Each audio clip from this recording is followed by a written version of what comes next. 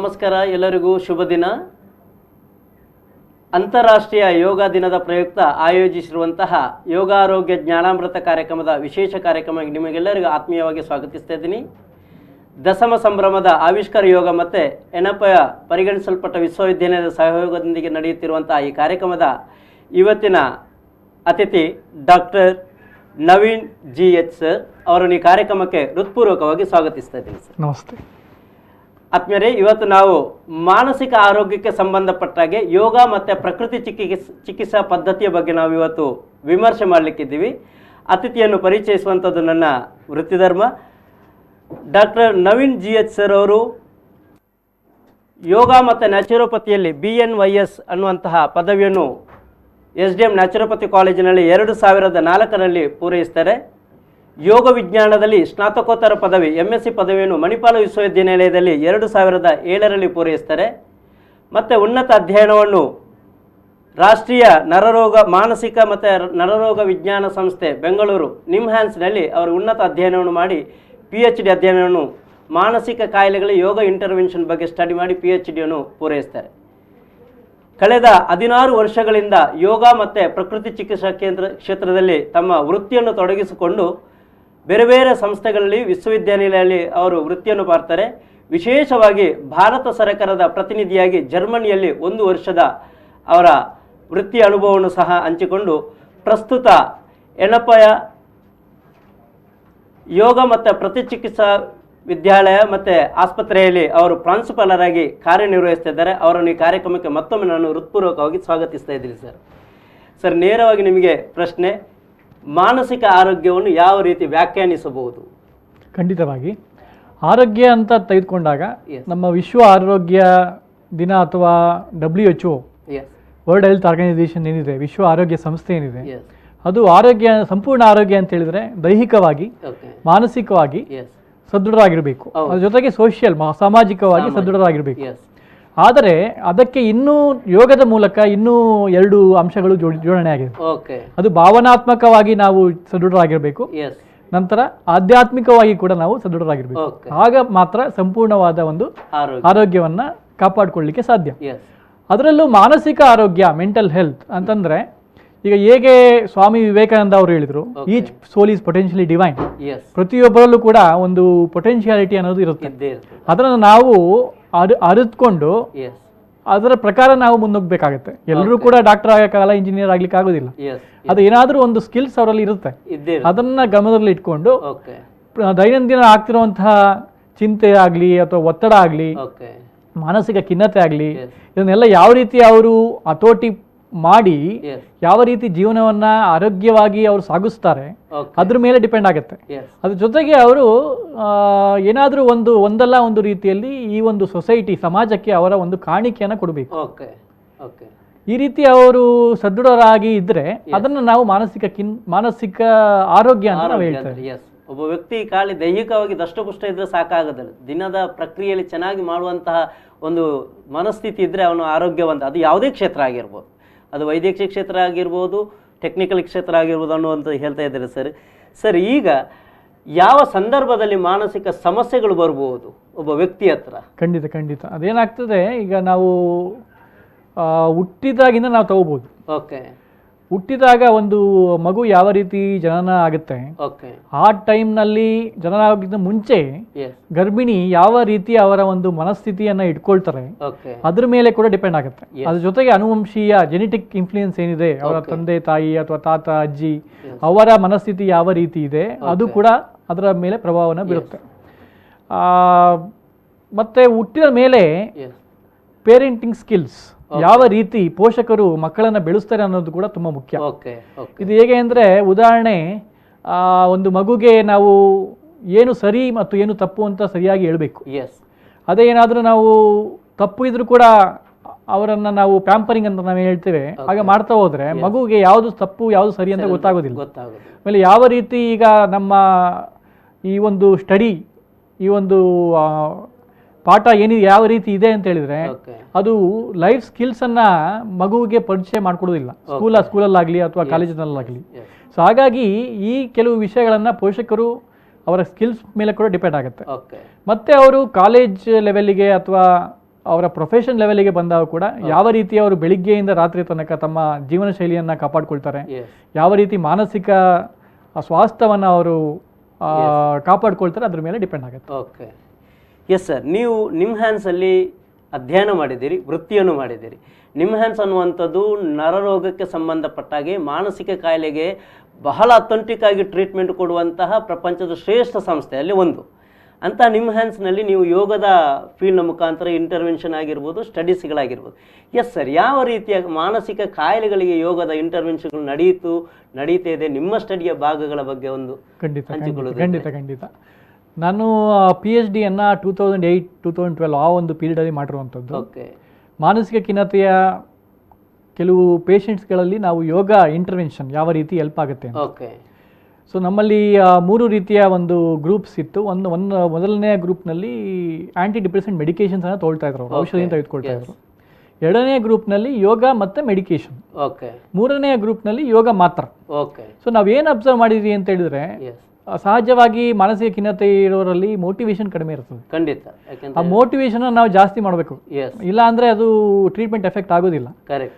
ಪ್ರಾರಂಭದಲ್ಲೇ ನಾವು ಅವರಿಗೆ ಯೋಗಾಭ್ಯಾಸದ ಕೆಲವು ಕೌನ್ಸಿಲಿಂಗ್ ಟಿಪ್ಸ್ ಎಲ್ಲ ಕೊಟ್ಟು, ಮತ್ತೆ ಪ್ರಾಚೀನವಾಗಿ ಯೋಗದಲ್ಲಿ ಇರುವಂತಹ ಅಂಶಗಳು ಅಂದರೆ ಪತಂಜಲಿ ಯೋಗ ಸೂತ್ರಸ್ ಇರ್ಬೋದು, ಭಗವದ್ಗೀತಾ ಇರ್ಬೋದು, ಯೋಗ ವಶಿಷ್ಠ ಇರ್ಬೋದು, ಇಲ್ಲೆಲ್ಲ ಸಾಕಷ್ಟು ಮಾನಸಿಕ ಉನ್ನತ ಮಟ್ಟಕ್ಕೆ ಮನಸ್ಸನ್ನ ಉನ್ನತ ಮಟ್ಟಕ್ಕೆ ತೆಗೆದುಕೊಂಡು ಹೋಗ್ಲಿಕ್ಕೆ ಸಾಕಷ್ಟು ವ್ಯಾಖ್ಯಾನಗಳಿದಾವೆ. ಅದನ್ನೆಲ್ಲ ಅವರಿಗೆ ಹೇಳಿ ನಂತರ ನಾವು ಟ್ರೀಟ್ಮೆಂಟ್ ಅನ್ನು ಶುರು ಮಾಡ್ತಾ ಇದ್ವಿ. ಸೊ ಟ್ರೀಟ್ಮೆಂಟ್ ಅನ್ನು ಶುರು ಮಾಡುವಾಗ ನನಗೆ ಏನು ಅನುಭವ ಬಂತು ಅಂತ ಹೇಳಿದ್ರೆ, ಆರಂಭದಲ್ಲಿ ಕೆಲವು ದಿನ ಯೋಗವನ್ನು ಮಾಡಿದ್ರು ಅವರು. ಆಗ ಮೊದಲನೇದಾಗಿ ಅವರ ಒಂದು ನಿದ್ದೆಯ ಕ್ವಾಲಿಟಿ ಜಾಸ್ತಿ ಆಗುತ್ತೆ. ಹೌದು. ಮತ್ತೆ ಅವರ ಜೀರ್ಣಶಕ್ತಿ ಚೆನ್ನಾಗ್ತದೆ.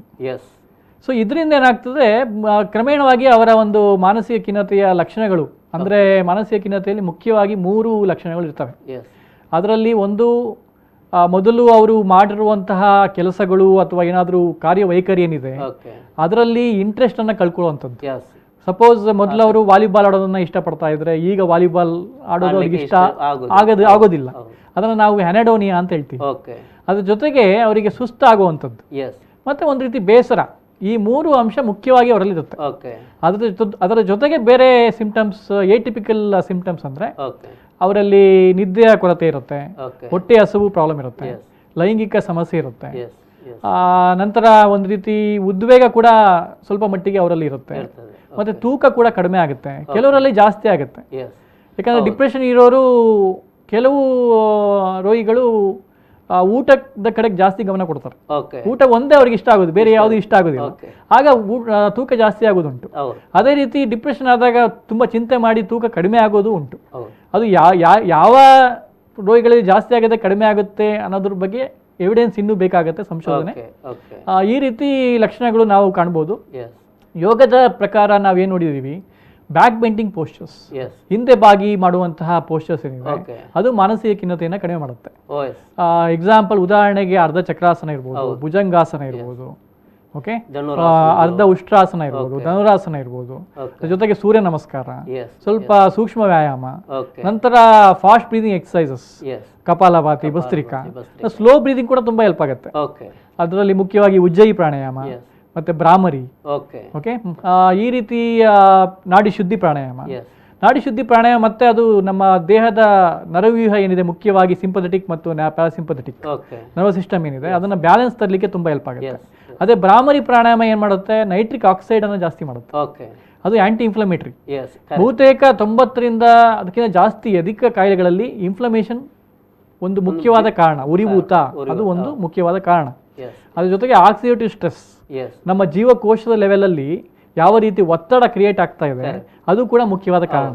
ಇದನ್ನು ಕಡಿಮೆ ಮಾಡುವಲ್ಲಿ ಈ ರೀತಿಯ ಯೋಗಾಭ್ಯಾಸ ತುಂಬಾ ಮುಖ್ಯ ಆಗುತ್ತೆ. ಅದ್ರ ಜೊತೆಗೆ ಧ್ಯಾನ ಕೂಡ ತುಂಬಾ ಮುಖ್ಯ. ಆದರೆ ಧ್ಯಾನವನ್ನ 15 ನಿಮಿಷಕ್ಕಿಂತ ಜಾಸ್ತಿ ಮಾಡಬಾರ್ದು ಡಿಪ್ರೆಷನ್ ಪೇಷಂಟ್ಸ್ ಇರೋ.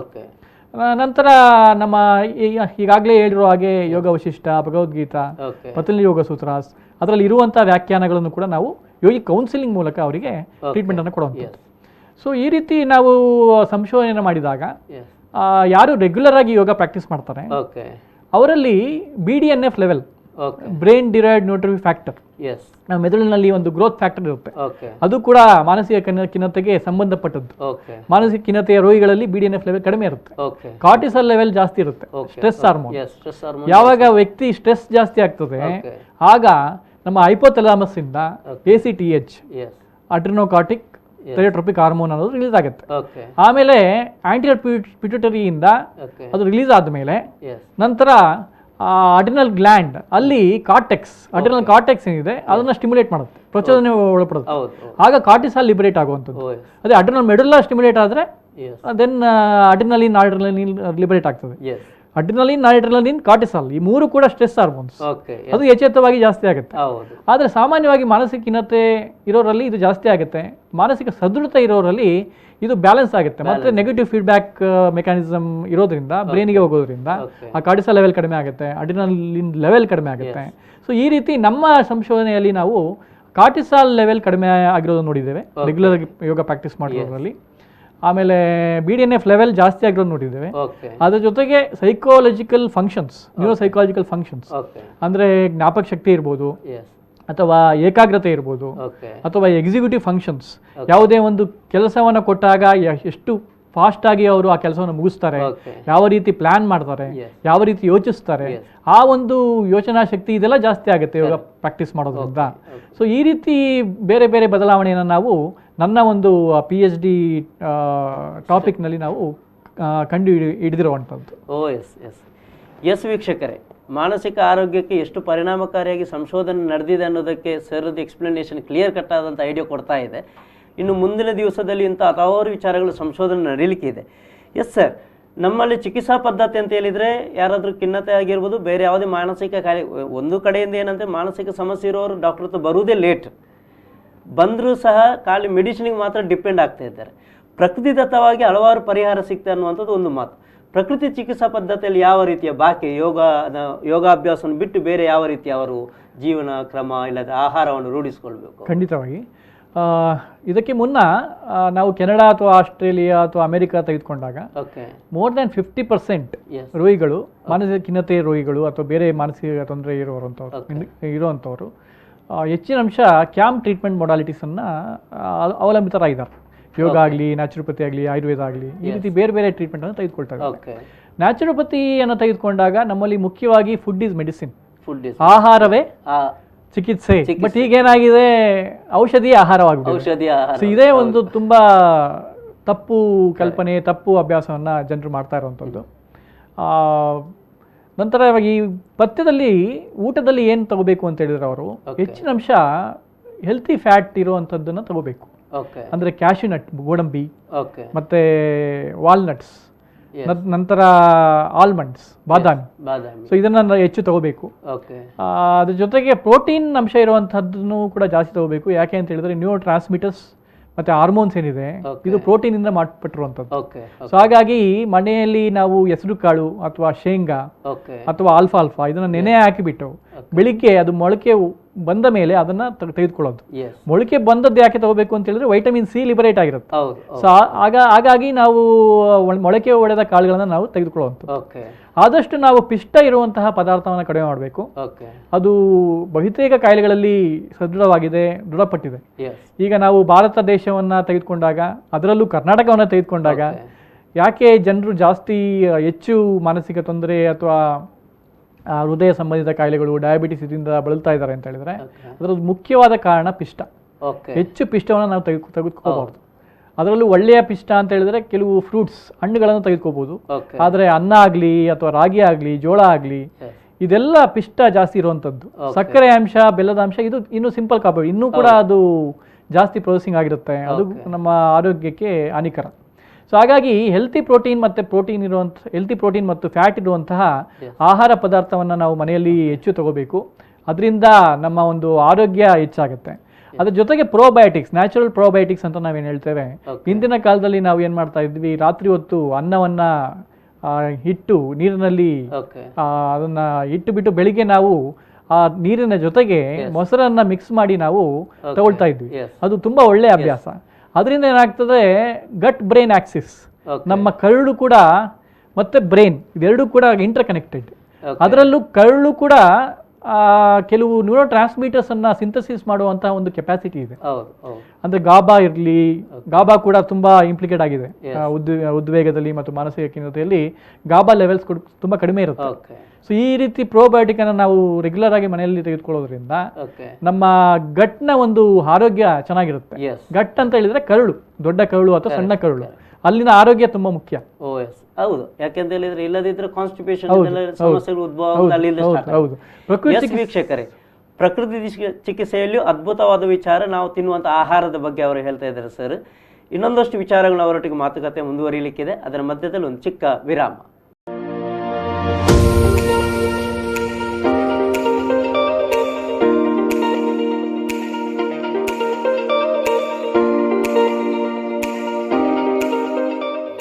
ಎಸ್ ವೀಕ್ಷಕರೇ, ನಾವು ಈಗಾಗಲೇ ಪ್ರಕೃತಿ ಚಿಕಿತ್ಸಾ ಪದ್ಧತಿಯಲ್ಲಿ ಆಹಾರದ ಬಗ್ಗೆ ನಾವು ಅವರ ಹತ್ರ ಸರ್ ಹತ್ರ ಮಾಹಿತಿ ಪಡ್ಕೊಳ್ತಾ ಇದ್ದೀವಿ.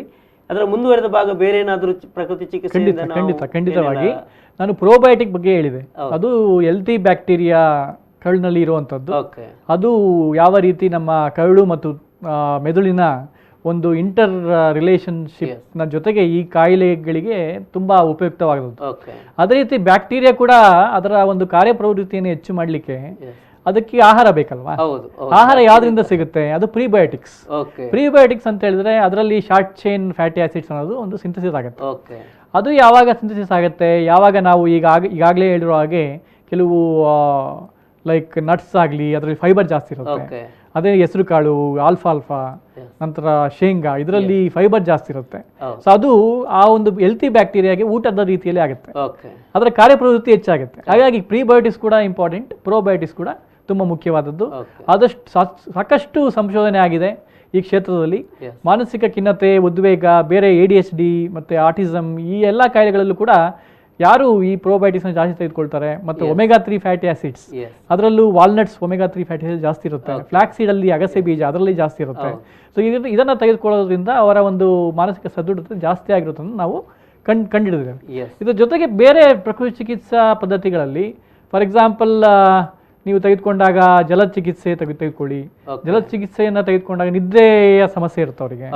ಆಗ ಹಾಟ್ ಫುಡ್ ಬಾತ್ ಅಂದ್ರೆ ಒಂದು ಬಕೆಟ್ ಅನ್ನ ತೆಗೆದುಕೊಂಡು ಅದರಲ್ಲಿ ಮುಕ್ಕಾಲು ಭಾಗ ಬಿಸಿ ನೀರನ್ನು ಹಾಕಿಬಿಟ್ಟು ಅದರಲ್ಲಿ 2 ಕಾಳುಗಳನ್ನ ಇಟ್ಕೊಳ್ಳೋದ್ರಿಂದ ಅವ್ರಿಗೆ ಏನಾದ್ರು ತಲೆನೋವಿದ್ರೆ ಕಡಿಮೆ ಆಗುತ್ತೆ. ಅದ್ರ ಜೊತೆಗೆ ಅವರು ನಿದ್ದೆ, ಮುಖ್ಯವಾಗಿ ನಿದ್ದೆಯ ಒಂದು ಕ್ವಾಲಿಟಿ ಜಾಸ್ತಿ. ಹೌದು ಹೌದು. ಮತ್ತೆ ಕ್ರಮೇಣವಾಗಿ ನಾವು ಇದು ನನಗೆ ಸಮಯದ ಅಭಾವದಿಂದ ನಾನು ಹೆಚ್ಚು ಹೇಳಿಕೆ ಆಗ್ತಾ ಇಲ್ಲ. ಮತ್ತೆ ಬೇರೆ ಚಿಕಿತ್ಸಾ ವಿಧಾನ ಅಂತ ಹೇಳಿದ್ರೆ ಆಕ್ಯುಪಂಕ್ಚರ್, ಆಕ್ಯುಪ್ರೆಷರ್, ಸಾಕಷ್ಟು ಸಂಶೋಧನೆ ನಡೆದಿದೆ. ಆಕ್ಯುಪ್ರೆಷರ್ ಇಂದ ಕೂಡ ಈ ಡಿಪ್ರೆಷನ್ ಲೆವೆಲ್ ಕಡಿಮೆ ಆಗುತ್ತೆ, ಉದ್ವೇಗ ಕಡಿಮೆ ಆಗುತ್ತೆ. ಸ್ಕಿಜೋಫ್ರೇನಿಯಾ ಅಂತ ಕಾಯಿಲೆ ಇದೆ, ಅದರಲ್ಲೂ ಕೂಡ ಸಹಕಾರಿಯಾಗಿದೆ. ಸೊ ನಂತರ ನಾವು ಬೇರೆ ಚಿಕಿತ್ಸಾ ವಿಧಾನ ಅಂತ ಹೇಳಿದ್ರೆ ಎಕ್ಸಸೈಸ್, ವ್ಯಾಯಾಮ ಚಿಕಿತ್ಸೆ ಕೂಡ ರೆಗ್ಯುಲರ್ ಆಗಿ ಎಕ್ಸಸೈಸ್ ಅನ್ನು ಮಾಡಬೇಕು. ಈಗ 40ರಿಂದ ಕಡಿಮೆ ಇರೋರು, ವಯಸ್ಸು ಕಡಿಮೆ ಇರೋರು ಸಾಮಾನ್ಯವಾಗಿ ಜಾಯಿಂಗ್ ಅನ್ನು ಮಾಡೋದು ತುಂಬಾ ಒಳ್ಳೇದು. ಈವನ್ ನಾನು ಯುರೋಪ್ನಲ್ಲಿ ನೋಡಿರೋ ಹಾಗೆ 70 ವರ್ಷದ ಮಹಿಳೆ ಕೂಡ ಜಾಯಿಂಗ್ ಅನ್ನು ಮಾಡ್ತಾ ಇರ್ತಾರೆ. ಬಟ್ ಇಂಡಿಯಾದಲ್ಲಿ 25 ವರ್ಷದ ವಯಸ್ಕ ಕೂಡ ಜಾಯಿಂಗ್ ಮಾಡೋದಿಲ್ಲ, ಅವನು ವಾಕಿಂಗ್ ಮಾಡ್ಲಿಕ್ಕೆ ಹೋಗ್ತಾನೆ. ಅದು ಸೋಮಾರಿತನದ ಒಂದು ಅಂಶ. ಹಾಗಾಗಿ ವ್ಯಾಯಾಮವನ್ನ ಮಾಡೋದು ತುಂಬಾ ಮುಖ್ಯ, ರೆಗ್ಯುಲರ್ ಆಗಿ ಮಾಡೋದು ಇಂಪಾರ್ಟೆಂಟ್. ಅದರಿಂದ ಕೂಡ ಕೆಲವು ನ್ಯೂರೋ ಟ್ರಾನ್ಸ್ಮಿಟರ್ಸ್ ನಮ್ಮ ಒಂದು ಬ್ರೈನ್ ನಲ್ಲಿ ರಿಲೀಸ್ ಆಗುತ್ತೆ. ಸೆರೋಟೋನಿನ್ ಇರ್ಬೋದು, ಹ್ಯಾಪಿ ಹಾರ್ಮೋನ್ ಅಂತ ಹೇಳ್ತೇವೆ. ನಂತರ ನಿದ್ದೆಯ ಕ್ವಾಲಿಟಿ ಚೆನ್ನಾಗಿದ್ರೆ ಆಗ ಮೆಲೋಟೋನಿನ್ ಲೆವೆಲ್ ತುಂಬಾ ಜಾಸ್ತಿ ಇರುತ್ತೆ. ಅದು ಕೂಡ ನಮ್ಮ ದೇಹದಲ್ಲಿ ಏನು ಕಾಯಿಲೆಗಳು ಬರುತ್ತೆ ಅದನ್ನ ರಿಪೇರ್ ಮಾಡಲಿಕ್ಕೆ, ರೀಜನರೇಷನ್, ಟಿಶ್ಯೂಸ್ ಕೂಡ ಪ್ರತಿ ಟೈಮಲ್ಲ ಟಿಶ್ಯೂಸ್ ಎಲ್ಲ ಡೆಸ್ಟ್ರಾಯ್ ಆಗ್ತಾ ಇರುತ್ತೆ, ಮತ್ತೆ ಹೊಸ ಟಿಶ್ಯೂಸ್ ಉತ್ಪತ್ತಿ ಆಗ್ತಿರುತ್ತೆ, ಜೀವಕೋಶ, ಅದನ್ನೆಲ್ಲ ನಾವು ಹೆಚ್ಚು ಮಾಡಲಿಕ್ಕೆ ಅದು ತುಂಬಾ ಸಹಕಾರಿಯಾಗುತ್ತೆ. ಈ ರೀತಿ ಬೇರೆ ಬೇರೆ ಚಿಕಿತ್ಸಾ ವಿಧಾನಗಳು ನ್ಯಾಚುರೋಪತಿಲಿ ಇದೆ. ಅದರ ಜೊತೆಗೆ ನಾವು ಮುಖ್ಯವಾಗಿ ಇಂಟರ್ಮಿಟೆಂಟ್ ಫಾಸ್ಟಿಂಗ್ ಅನ್ನು ಮಾಡೋದು ತುಂಬಾ ಮುಖ್ಯ. ಇಂಟರ್ಮಿಟೆಂಟ್ ಫಾಸ್ಟಿಂಗ್ ಕೂಡ ನಮ್ಮ ಆಕ್ಸಿಡೇಟಿವ್ ಸ್ಟ್ರೆಸ್ ಮತ್ತು ಇನ್ಫ್ಲಮೇಷನ್, ಉರಿಯೂತ ಏನಿದೆ, ಜೀವಕೋಶದಲ್ಲಿ ಆಗ್ತಿರುವಂತಹ ಆ ಒಂದು ಒತ್ತಡ ಏನಿದೆ ಅದನ್ನು ಕಡಿಮೆ ಮಾಡಲಿಕ್ಕೆ ಸಹಕಾರಿಯಾಗುತ್ತೆ. ಇಂಟರ್ಮಿಟೆಂಟ್ ಫಾಸ್ಟಿಂಗ್ ಅಂತ ಹೇಳಿದ್ರೆ 8 ಅವರ್ಸ್ ವಿಂಡೋ ಪೀರಿಯಡ್. ಅಂದ್ರೆ ಬೆಳಿಗ್ಗೆ 10 ಗಂಟೆಗೆ ಅವರು ಊಟ ಮಾಡಿದ್ರೆ ಸಂಜೆ 6 ಗಂಟೆ ಒಳಗೆ ಊಟವನ್ನು ಮುಗಿಸ್ಬೇಕು. ಅದೇ ಕೆಲವರು 12 ಗಂಟೆಗೆ ಬೆಳಿಗ್ಗೆ ಊಟ ಮಾಡಿದ್ರೆ ನಂತರ 8 ಗಂಟೆ ಒಳಗೆ ಅವರು ಊಟವನ್ನು ಮುಗಿಸ್ಬೇಕು. ಸೊ ಈ ರೀತಿ ಮಾಡೋದ್ರಿಂದ ಆ ಒಂದು ಗ್ಯಾಪ್ ಪೀರಿಯಡ್ ಏನಿದೆ ಆ ಪೀರಿಯಡ್ ಅಲ್ಲಿ ಏನೂ ತಿನ್ಲಿಕ್ಕಿಲ್ಲ, ಅವ್ರು ನೀರು ಮಾತ್ರ ಕುಡಿಬಹುದು ಅಷ್ಟೇ ಅವರು. ಸೊ ಈ ರೀತಿ ಮಾಡೋದ್ರಿಂದ ಏನಾಗುತ್ತೆ, ಹೆಚ್ಚಿನ ಸಮಯ ನಮ್ಮ ದೇಹಕ್ಕೆ ಸಿಗುತ್ತೆ ಮತ್ತು ಅದರ ಹೀಲಿಂಗ್ ಮತ್ತು ಆ ಒಂದು ರೀಪೇರ್ ಮೆಕ್ಯಾನಿಸಮ್ ಏನಿದೆ, ಇಮ್ಯುನಿಟಿ ಏನಿದೆ ಜಾಸ್ತಿ ಆಗುತ್ತೆ. ಓಕೆ. ಸೊ ಇದು ಕೂಡ ಮಾನಸಿಕ ತೊಂದರೆ ಇದ್ದವರಿಗೆ ತುಂಬ ಉಪಯುಕ್ತವಾದ ಫಾಸ್ಟಿಂಗ್ ಕ್ರಮ. ಹೌದು.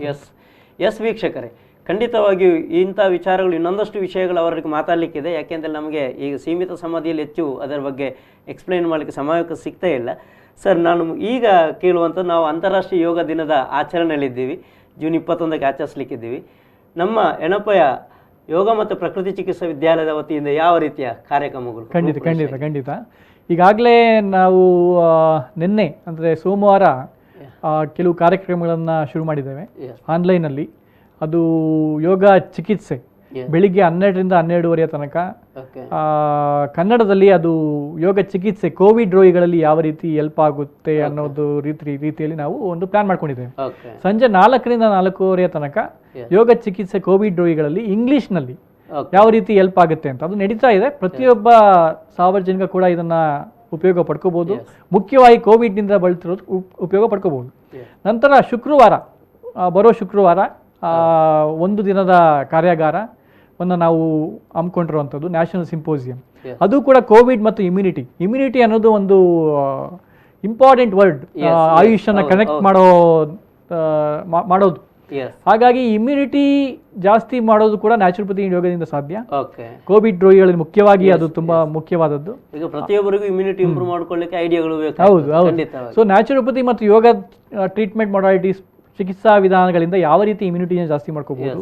ಮತ್ತು ಮೈಲ್ಡ್ ಟು ಮಾಡರೇಟ್ ಸಿವಿಯಾರಿಟಿ ಇರುವಂತಹ ಕೋವಿಡ್ ಪೇಷಂಟ್ಸ್ ತುಂಬಾ ಅಧಿಕವಾಗಿ ಗುಣಮುಖ ಆಗ್ತಾರೆ, ICU ಲೆವೆಲ್ಗೆ ಹೋಗೋದಿಲ್ಲ.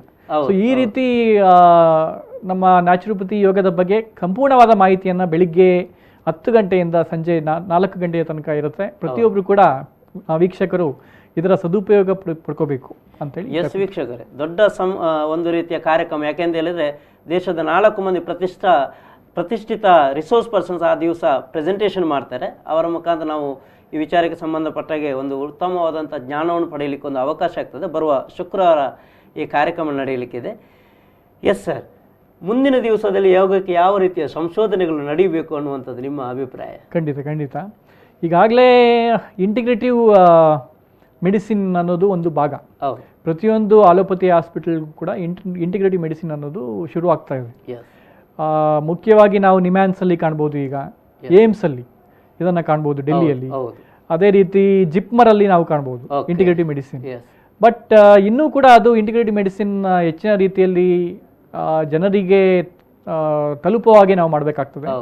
ಯಾಕೆ ಅಂತ ಹೇಳಿದ್ರೆ ನನ್ನ ಒಂದು ಅನುಭವದ ಪ್ರಕಾರ, ನನ್ನ ಒಂದು ಎಕ್ಸ್ಪೀರಿಯನ್ಸ್ ಪ್ರಕಾರ, ಯಾವಾಗ ರೋಗಿ ನಮ್ಮಲ್ಲಿಗೆ ಬರ್ತಾರೆ ಆಗ ನಾವು ಅವರನ್ನು ಕಂಪ್ಲೀಟಾಗಿ ಕೇಸ್ ಹಿಸ್ಟ್ರಿ ತೆಗೆದುಕೊಂಡು ಎಕ್ಸಾಮಿನೇಷನ್ ಮಾಡಿ, ಕ್ಲಿನಿಕಲ್ ಎಕ್ಸಾಮಿನೇಷನ್ ಮಾಡಿಬಿಟ್ಟು ನಂತರ ಒಂದು ರೀತಿಯ ನಮ್ಮ ಒಂದು ಸಂಕುಚಿತ ಮನೋಭಾವವನ್ನು ಬಿಟ್ಟು, ಇಗೋ ಅಂತ ಏನು ಹೇಳ್ತೀವಿ ಅದನ್ನು ನಾವು ಬಿಟ್ಟು, ಪ್ರತಿಯೊಬ್ಬ ಡಾಕ್ಟರ್ಸ್, ಈಗ ಅಲೋಪತಿ ಒಬ್ಬ ಸ್ಪೆಷಲಿಸ್ಟ್ ಇರ್ಬೋದು, ನಂತರ ನ್ಯಾಚುರೋಪತಿ ಯೋಗ ಡಾಕ್ಟರ್ ಇರ್ಬೋದು, ಆಯುರ್ವೇದ ಒಬ್ಬ ತಜ್ಞ ಇರ್ಬೋದು, ಹೋಮಿಯೋಪತಿ ಒಬ್ಬ ತಜ್ಞ ಇರ್ಬೋದು. ಸೊ 4 ಜನ ಸಮಾಲೋಚನೆಯನ್ನು ಮಾಡಿ ಯಾವ ಟ್ರೀಟ್ಮೆಂಟ್ ಸಂಶೋಧನೆಯ ಆಧಾರಿತವಾಗಿ ಹೆಲ್ಪ್ ಆಗುತ್ತೆ ಅವರಿಗೆ ಅನ್ನೋದನ್ನ ಒಂದು ಡಿಸ್ಕಸ್ ಮಾಡಿಬಿಟ್ಟು ಅವರಿಗೆ ಟ್ರೀಟ್ಮೆಂಟನ್ನು ಕೊಟ್ಟರೆ ಒಳ್ಳೆಯ ರೀತಿಯ ರಿಸಲ್ಟ್ ಪೇಷಂಟ್ಸಿಗೆ ಸಿಗುತ್ತೆ. ಆದರೆ ಈಗ ಏನಾಗ್ತಾ ಇದೆ ಅಂತ ಹೇಳಿದ್ರೆ ಆ ರೀತಿ ಆಗ್ತಾ ಇಲ್ಲ. ಪೇಷಂಟ್ಸಿಗೆ ಬಿಟ್ಬಿಟ್ಟಿದ್ದೇವೆ, ನೀವು ಅಲೋಪತಿ ತಗೊಳ್ಳಿ, ನೀವು ಆಯುರ್ವೇದ ತಗೊಳ್ಳಿ, ನೀವು ನ್ಯಾಚುರೋಪತಿಗೆ ಹೋಗಿ ಹಾಗೆ. ಸೊ ಅದು ಹೆಚ್ಚಿನ ರೀತಿ ಒಳ್ಳೆಯ ಪ್ರಭಾವವನ್ನು ಬೀರಲಿಕ್ಕೆ ತುಂಬಾ ಟೈಮ್ ಬೇಕಾಗುತ್ತೆ. ಚೈನಾದಲ್ಲಿ ಇರುವಂತಹ ಮಾಡೆಲ್ ಅನ್ನು ನಾವು ಕೂಡ ಇಲ್ಲಿ ಅಳವಡಿಸ್ಕೊಳ್ಬೇಕಾಗತ್ತೆ. ಅದು ತುಂಬಾ ಅತ್ಯಗತ್ಯ. ಚೈನಾದಲ್ಲಿ ಟ್ರೆಡಿಷನಲ್ ಚೈನೀಸ್ ಮೆಡಿಸಿನ್ ಏನಿದೆ ಪ್ರತಿಯೊಂದು ಸಣ್ಣ ಸಣ್ಣ ಕ್ಲಿನಿಕಲ್ಲೂ ಕೂಡ ಕಾಣ್ಬೋದು. ಅದೇ ಒಂದು ನಮ್ಮ ನರೇಂದ್ರ ಮೋದಿ ಅವರ ಒಂದು ಡ್ರೀಮ್ ಕೂಡ, ಕನಸು ಕೂಡ. ಆದರೆ ಅದು ಸರಿಯಾದ ರೀತಿಯಲ್ಲಿ ಆಗ್ತಿಲ್ಲ ಅಂತ ನನ್ನ ಭಾವನೆ. ಬಟ್ ಅದು ಆದರೂ ಕೂಡ 2014 ಆದ ಮೇಲೆ ಸಾಕಷ್ಟು ಆಯುಷ್ ಸಿಸ್ಟಮ್ ಆಫ್ ಮೆಡಿಸಿನ್ಗೆ ಹೆಚ್ಚು ಬಲವನ್ನು ಕೊಟ್ಟಿದ್ದಾರೆ. ಸಾಕಷ್ಟು ಬದಲಾವಣೆಗಳಾಗ್ತಾ ಇದೆ. ಈಗ ಹೇಗೆ ಫಾರ್ ಎಕ್ಸಾಂಪಲ್ ಜಯದೇವ, ಅದು ಕಾರ್ಡಿಯಾಲಜಿ ರಿಲೇಟೆಡ್. ಸೊ ಅಲ್ಲಿ ಇಂಟಿಗ್ರೇಟಿವ್ ಕಾರ್ಡಿಯಾಲಜಿ ರೀತಿಯಲ್ಲಿ ಸಂಶೋಧನೆ ಆಗಬೇಕು. ನ್ಯಾಚುರೋಪತಿ, ಯೋಗ, ಆಯುರ್ವೇದ, ಅಲೋಪತಿ ಯಾವ ರೀತಿ. ಅದೇ ರೀತಿ ನಿಮ್ಯಾನ್ಸ್ನ ತೆಗೆದುಕೊಂಡಾಗ ಮಾನಸಿಕ ಆರೋಗ್ಯ ಮತ್ತು ನರ ವಿಜ್ಞಾನದ ಬಗ್ಗೆ ಸಂಶೋಧನೆ ಆಗಬೇಕು. ಎಲ್ಲ ರೀತಿಯ ತಜ್ಞರು ಕೂಡ ಇರಬೇಕು. ಅದೇ ರೀತಿ ಏಮ್ಸ್ ತೆಗೆದುಕೊಂಡಾಗ ಅದು ಮೆಡಿಕಲ್ ಸೈನ್ಸ್, ಅಲ್ಲಿ ಎಲ್ಲ ರೀತಿಯ ಕಾಯಿಲೆಗಳನ್ನು ಕೂಡ ನಾವು ಸಂಶೋಧನೆ ಮಾಡಬಹುದು. ಅದೇ ರೀತಿ ನಾವು ಅಂತಾರಾಷ್ಟ್ರೀಯ ಮಟ್ಟಕ್ಕೆ ಹೋದಾಗ ಹಾರ್ವರ್ಡ್ ಮೆಡಿಕಲ್ ಸ್ಕೂಲ್ ಓಕೆ ಅಥವಾ ಆಸ್ಟ್ರೇಲಿಯನ್ ಮೆಡಿಕಲ್ ಸೆಂಟರ್. ಸೊ ಈ ಎಲ್ಲ ಸಂಸ್ಥೆಗಳನ್ನು ನಾವು ಒಟ್ಟುಗೂಡಿಸಿ ಅಲ್ಲಿ ಸಾಕಷ್ಟು ಸಂಶೋಧನೆ ಆಗ್ತಾ ಇದೆ. Even national institute of health ಅಲ್ಲಿ ಕೂಡ ಸಾಕಷ್ಟು ಸಂಶೋಧನೆ ಆಗ್ತಾ ಇದೆ. ಸೊ ಅದನ್ನೆಲ್ಲ ನಾವು ಒಟ್ಟುಗೂಡಿಸಿ ನಾವು ಮುಂದೆ ಬಂದಾಗ, ಸಂಶೋಧನೆ ಹೆಚ್ಚಾದಾಗ ಜನರಿಗೂ ಕೂಡ ಅದರ ಒಂದು ಪ್ರಭಾವವನ್ನು ಅರಿತುಕೊಂಡು ಅವರು ಟ್ರೀಟ್ಮೆಂಟಿಗೆ ಬರ್ತಾರೆ.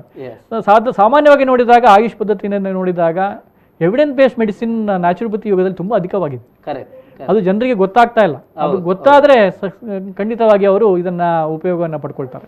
ಎಸ್ ವೀಕ್ಷಕರೇ, ಇಲ್ಲಿ ಒಟ್ಟಿನ ಅಭಿಪ್ರಾಯ ಏನಂತ ಹೇಳಿದ್ರೆ, ಈಗ ಒಬ್ಬ ರೋಗಿಗೆ ತನಗೆ ಯಾವ ಚಿಕಿತ್ಸೆ ಬೇಕು ಅಂತೇಳಿ ರೋಗಿ ಮಾತ್ರ ನಿರ್ಧಾರ, ನಾನು ಆಯುರ್ವೇದಕ್ಕೆ ಹೋಗಬೇಕು, ಅಲೋಪತಿಗೆ ಹೋಗಬೇಕು, ಯೋಗಕ್ಕೆ ಹೋಗ್ಬೇಕು ಅಂತ. ಆದರೆ ಡಾಕ್ಟರ್ ಅಭಿಪ್ರಾಯ ಏನಂತ ಹೇಳಿದರೆ, ಮುಂದಿನ ದಿವಸದಲ್ಲಿ ಡಾಕ್ಟರ್ ನಿರ್ಧಾರ ಮಾಡಬೇಕು, ಡಾಕ್ಟ್ರ್ ಹೇಳಬೇಕು ನೀವು ಇದಕ್ಕೆ ಸಮಗ್ರವಾದ ಚಿಕಿತ್ಸೆಯನ್ನು ಪಡ್ಕೊಳ್ಳಿ ಅನ್ನುವಂಥದ್ದು. ಅಂಥ ದಿನಗಳು ಆದಷ್ಟು ಬೇಗ ಬರಲಿ ಅಂತ ನಾನು ಸಹ ಆಶಿಸ್ತಾ ಇದ್ದೀನಿ. ಇಂತಹ ಒಂದು ಅದ್ಭುತವಾದಂಥ ಕ್ಷೇತ್ರದಲ್ಲಿ ತೊಡಗಿಸಿಕೊಂಡಿರುವಂತಹ ಡಾಕ್ಟರ್ ನವೀನ್ ಸರ್ ಅವರ ಸರ್ವಿಸ್ ನಮ್ಮ ಮಂಗಳೂರಿಗೆ ಸಿಗ್ತಾ ಇದೆ. ಅವರ ನೇತೃತ್ವದಲ್ಲಿ ಎಣಪಾಯ ಮೆಡಿಕಲ್ ಕಾಲೇಜಿನ ಎಣಪಾಯ ಯೋಗ ಮತ್ತು ನ್ಯಾಚುರೋಪತಿ ಕಾಲೇಜಿನಲ್ಲಿ ಈಗಾಗಲೇ ಯೋಗ ಮತ್ತು ಪ್ರಕೃತಿ ಚಿಕಿತ್ಸಾ ಪದ್ಧತಿ ಚಿಕಿತ್ಸೆ ಪ್ರಾರಂಭ ಆಗಿದೆ. ಇನ್ಪೇಷಂಟ್ ಸಹ ಸದ್ಯಕ್ಕಿನೇ ಅದು ಪ್ರಾರಂಭ ಆಗಲಿಕ್ಕಿದೆ. ಇದರ ಸದುಪಯೋಗವನ್ನು ಎಲ್ಲರೂ ಪಡ್ಕೊಳ್ಳುವ ಅಂತ ಹೇಳುತ್ತಾ, ವಿಶೇಷವಾಗಿ ನಾನು ಸಹ ಅದೇ ವಿಶ್ವವಿದ್ಯಾನಿಲಯದಲ್ಲಿ ನನ್ನ PhD ಅಧ್ಯಯನ ನಡೆಯುತ್ತದೆ. ಯಾಕೆಂದರೆ ಎಣಪಾಯ ರಿಸರ್ಚ್ ಸೆಂಟರ್ ಯೋಗಕ್ಕೆ ಒಂದು ಒಳ್ಳೆಯ ಅವಕಾಶ ಕೊಟ್ಟಿದೆ, ಯೋಗದ ರಿಸರ್ಚ್ ಮಾಡಲಿಕ್ಕೆ. ಇಂಥ ಅವಕಾಶವನ್ನು ಸದುಪಯೋಗ ಮಾಡಿಕೊಳ್ಳುವ ಅಂತ ಹೇಳ್ತಾ ಯೋಗ ಡೇ ನಿಮ್ಮ ಶುಭಾಶಯವನ್ನು ಹೇಳೋದಕ್ಕೆ ಇಷ್ಟಪಡ್ತೀನಿ ಸರ್. ನಿಮ್ಮ ಮಾತಲ್ಲಿ ಯೋಗ ಡೇ ಖಂಡಿತವಾಗಿ ಅಂತಾರಾಷ್ಟ್ರೀಯ ಯೋಗ ದಿನ 21ರಂದು ಎಲ್ಲರೂ ಕೂಡ ಆಚರಿಸ್ತಾ ಇದ್ದೀವಿ. ಈ ವರ್ಷ ಕೂಡ ನಾವು ಆಚರಿಸ್ತೇವೆ. ಆದರೆ ಕೋವಿಡ್ನ ಒಂದು ಪ್ಯಾಂಡಮಿಕ್ ಏನಿದೆ, ಪ್ರತಿಯೊಬ್ಬರನ್ನು ಕೂಡ ಉದ್ವೇಗ ಮತ್ತು ಮಾನಸಿಕ ಖಿನ್ನತೆ ಜಾಸ್ತಿ ಆಗ್ತಾ ಇದೆ. ಹಾಗಾಗಿ ರೆಗ್ಯುಲರ್ ಆಗಿ ನೀವು ಯೋಗಾಭ್ಯಾಸವನ್ನು ಮಾಡಿ, ಮತ್ತು ಈಗಾಗಲೇ ನಿಮಗೆ ಟಿಪ್ಸ್ ಕೊಟ್ಟಿರೋ ಹಾಗೆ ಇದನ್ನೆಲ್ಲ ನೀವು ಮನೆಯಲ್ಲಿ ಮಾಡೋದ್ರಿಂದ ಕೋವಿಡ್-19ನ ಮ್ಯಾನೇಜ್ ಮಾಡಲಿಕ್ಕೆ ತುಂಬ ಸಹಕಾರಿಯಾಗುತ್ತೆ. ಈ ವರ್ಷ ನಿಮ್ಮನ್ನು ನೀವು ಕೋವಿಡ್-19 ಮ್ಯಾನೇಜ್ ಮಾಡೋದಕ್ಕೆ ಕಂಪ್ಲೀಟಾಗಿ ತೊಡಗಿಸಿಕೊಳ್ಳಿ ಅಂತೇಳಿ ಹೇಳ್ತಾ ನಾನು ಈ ಮಾತನ್ನು ಹೇಳ್ತೇನೆ. ಎಸ್ ವೀಕ್ಷಕರೇ, ಮನೆಯಲ್ಲೇ ಇರಿ, ಯೋಗದಲ್ಲಿ ಇರಿ ಎನ್ನುವಂಥದ್ದೇ ಈ ವರ್ಷದ ಧ್ಯೇಯ ವಾಕ್ಯ. ಯೋಗ ಮಾಡೋದ್ರ ಮುಖಾಂತರ ನಮ್ಮನ್ನು ನಾವು ರಕ್ಷಿಸಿಕೊಳ್ಳುವ, ಯೋಗ ದಿನಕ್ಕೆ ಪೂರಕವಾಗಿ ಈಗಾಗಲೇ ನಾವು ಆವಿಷ್ಕಾರ ಯೋಗದಿಂದಲೂ ಬೆಳಿಗ್ಗೆ 6 ಗಂಟೆಯಿಂದ 7 ಗಂಟೆಗೆ ಮತ್ತು ಸಂಜೆ 6:15ರಿಂದ 7:15ಕ್ಕೆ ಒಂದು ವಿಶೇಷ ಯೋಗ ತರಬೇತಿಯನ್ನು ಇಟ್ಟುಕೊಂಡಿದ್ದೀವಿ. ಇನ್ನು ಎಣಪಾಯ ಡೀಮ್ಡ್ ಯೂನಿವರ್ಸಿಟಿ ವತಿಯಿಂದಲೂ ಈ ಕಾರ್ಯಕ್ರಮ ನಡೆಯಲಿಕ್ಕಿದೆ. ಯೋಗ ದಿವಸದ ದಿವಸ ನಾವು ಸಾಮೂಹಿಕವಾಗಿ ಅಭ್ಯಾಸವನ್ನು ಸಹ ಮಾಡಲಿಕ್ಕಿದ್ದೀವಿ. ಈ ಎಲ್ಲ ಕಾರ್ಯಕ್ರಮದಲ್ಲಿ ಭಾಗವಹಿಸುವಂತ ಹೇಳ್ತಾ, ಇವತ್ತಿನ ಕಾರ್ಯಕ್ರಮಕ್ಕೆ ವಿಶೇಷವಾಗಿ ಅತಿಥಿಯಾಗಿ ಆಗಮಿಸಿರುವಂತಹ ಡಾಕ್ಟರ್ ನವೀನ್ GH ಅವರಿಗೆ ಆವಿಷ್ಕಾರ ಯೋಗದ ಪರವಾಗಿ ಮತ್ತು ಎಣಪಾಯ ಡೀಮ್ಡ್ ಯೂನಿವರ್ಸಿಟಿಯ ಪರವಾಗಿ ಹೃತ್ಪೂರ್ವಕ ಧನ್ಯವಾದವನ್ನು ಸಮರ್ಪಿಸ್ತಾ ಅವರಿಗೆ ಒಂದು ಕಿರು ಸ್ಮರಣಕ್ಕೆ ಸರ್. Thank you sir. ಧನ್ಯವಾದ. ಎಸ್ ವೀಕ್ಷಕರೇ, ಇನ್ನೊಂದು ಅತಿಥಿಯೊಂದಿಗೆ ನಾವು ನಾಳಿನ ಸಂಚಿಕೆಯಲ್ಲಿ ಭೇಟಿಯಾಗುವ. ಈ ಕಾರ್ಯಕ್ರಮ ವೀಕ್ಷಿಸಿದ ಎಲ್ಲ ವೀಕ್ಷಕರಿಗೂ ಹೃತ್ಪೂರ್ವಕ ಧನ್ಯವಾದಗಳು. ಎಲ್ಲರಿಗೂ ಶುಭ ದಿನ. Thank you.